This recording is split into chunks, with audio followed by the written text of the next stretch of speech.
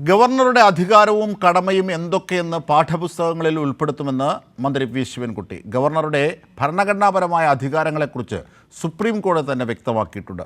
ജനാധിപത്യത്തിൻ്റെ മൂല്യങ്ങൾ പഠിക്കേണ്ട യഥാർത്ഥ ഇടങ്ങളാണ് വിദ്യാലയങ്ങളെന്നും പരിഷ്കരിക്കുന്ന പാഠ്യപുസ്തകങ്ങളിൽ വിഷയം പ്രത്യേകം ഉൾക്കൊള്ളുമെന്നും മന്ത്രി പറഞ്ഞു.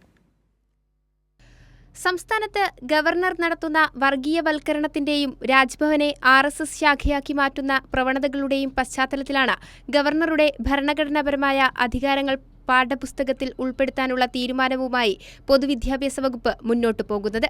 ഈ വർഷത്തെ 10ാം ക്ലാസ്സിലെ സാമൂഹ്യശാസ്ത്രം പാഠപുസ്തകത്തിന്റെ 2ാം ഭാഗത്തിലാണ് വിഷയം ഉൾപ്പെടുത്തുക.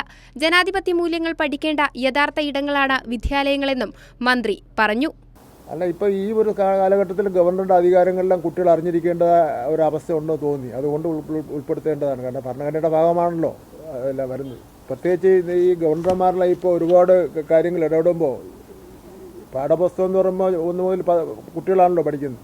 കുട്ടികൾ തെറ്റായി പഠിച്ചു പോകാൻ വേണ്ടി പാടില്ലല്ലോ, ശരിയായി തന്നെ പഠിച്ചു പോകണമല്ലോ. കുട്ടികൾക്കൊരു സംശയം ഉണ്ടാകാൻ വേണ്ടി പാടില്ലല്ലോ. അതുകൊണ്ട് തന്നെ കുട്ടികളെ പഠിപ്പിച്ച് പരീക്ഷയിൽ എഴുതിപ്പിക്കാം. രാജ്യത്ത് ഗവർണർമാരെ ഉപയോഗിച്ചുകൊണ്ട് തിരഞ്ഞെടുക്കപ്പെട്ട സർക്കാരുകളെ അസ്ഥിരപ്പെടുത്താനുള്ള ശ്രമങ്ങൾ വർദ്ധിച്ചുവരികയാണ്. ഗവർണർമാരുടെ ഭരണഘടനാപരമായ അധികാരങ്ങളെക്കുറിച്ച് സുപ്രീം കോടതി തന്നെ വ്യക്തമാക്കുകയും ചെയ്തിട്ടുണ്ട്.